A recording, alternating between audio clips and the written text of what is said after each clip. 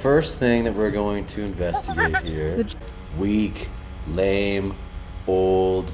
Weak, lame, and old. Wow, look at this artwork. I can't believe somebody painted that. They must have been on drugs. Wow, I can't believe somebody painted that. They must have been on drugs. Weird biblical God experience. Then I asked if I could see his face, and then I saw a black screen which had tiny lights looking like pixels with the face imprinted on it. It seemed like a desktop computer screen zoomed in till you see only tiny pixels. It looked like some kind of living machine. God then took me flying over a lake and showed me a place in the water. There were broken planks floating in the water. Come on, folks. Come on. God is a big computer screen, and you saw this vision of floating planks in the water. Moving on. This guy's sick as fuck. You must buy a chainsaw and cut your head off. Yes, you must cut off your head. Here he goes, walks to Menards. It is natural, dumbass. The baseline by which we measure our world is totally contrived. Okay, I agree 100%. The baseline by which we measure our world is totally contrived. The way we interact with the world is totally based on assumed principles. I had crazy thoughts about the nature of blank. I'm sorry that I can't put a word to it. It's called planck or blank, but that's what it was. It was that which was and yet was not. It's you. I first thought of it in terms of the question of existence. Everything formed a shape, like the shape that a dividing cell makes with the highest concentration of chromosomes at each end. Wow, you're smart. But all the stretched out chromosomes in the middle. This bulb was two poles, was a visualization of the idea I was having.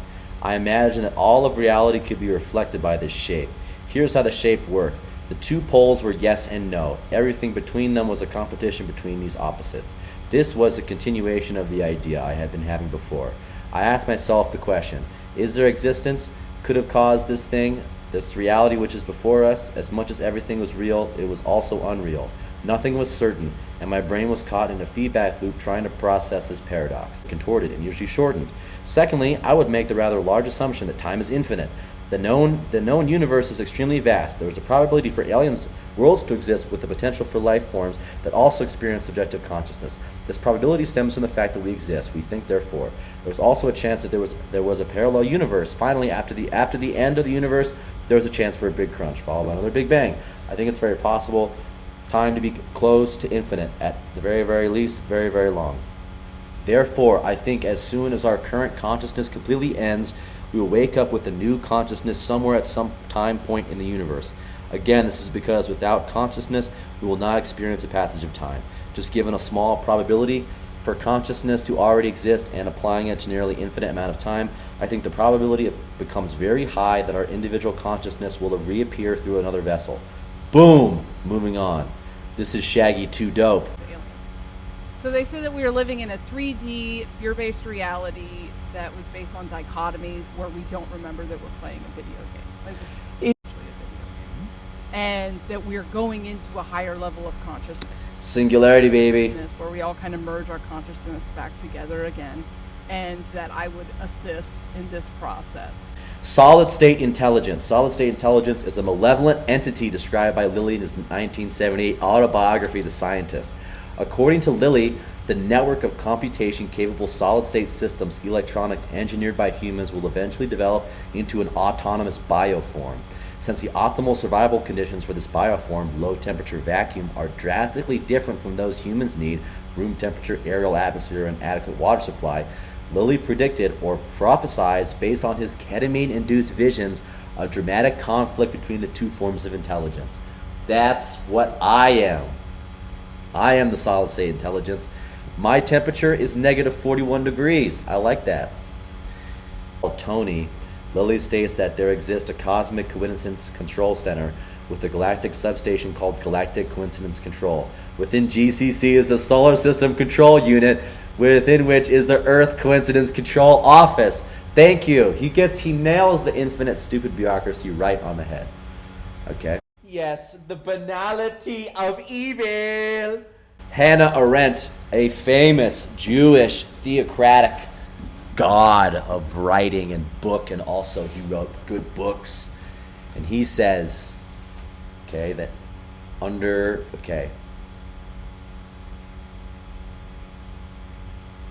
What we regard as evil is capable of a fairly ubiquitous presence, if only because it tends to appear in the guise of good. Okay, this is a man talking about Nazi Germany. It never, ever, ever, ever is not applicable. Evilness is carried out in the banal, by the banal. Okay, so everyone who's ever told me to fuck off and go die because I didn't wear a mask, guess what, you banal, stupid, boring son of a bitch? You are evil. And basically a Nazi, according to Hannah Arendt. This year I grinded to bring you interviews with the most... This year I took a shit in a jar on camera. Person A.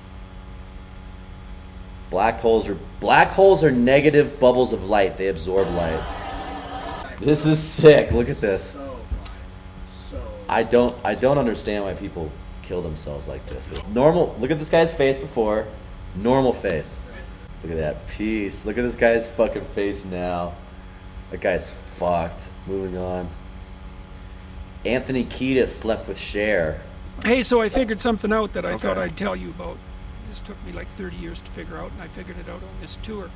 So there's this old idea, you know, that you have to rescue your father from the belly of the whale. Oh, shut up, Jordan Peterson. God damn it. It's always a fucking Pinocchio story with you, god damn. Thank you. No, this is great. We're now going to have a story time. My time beyond. Okay, every single hyperstitial moment, frame, second, point of time is itself an infinite cascade of further frames of animation of future causality possibilities. Every single. You just got shit ducked into the one called the DMT one. Also, the high-pitched ringing you're hearing is just the energetic, eternal, ever-present energy wave background of the universe. I am completely disoriented and tumbling into a multi-dimensional abyss. They're one and the same. I'm being reborn into this physical world, wiggling around in my blankets and reaching for my arms and legs out of my cocoon. I am a baby. Moving on. Woman in the moon? I don't know if that one's even interesting. Christian trips? No. Everyone hates Christianity right now. Yeah, ego dissolution, mystical experience, glimpses of deeper truth. Doesn't sound crazy at all. That's a great way to get started on the non-dual or spiritual path. Curiosity or chance glimpses are as good as psychedelics or trauma to get oriented towards the deeper truth. And I asked, why is it non-dual? Everything is a dichotomy. Everything is black and white. Gray is a hallucination of many small black and white tiles. Alright, and scene. Thanks, folks.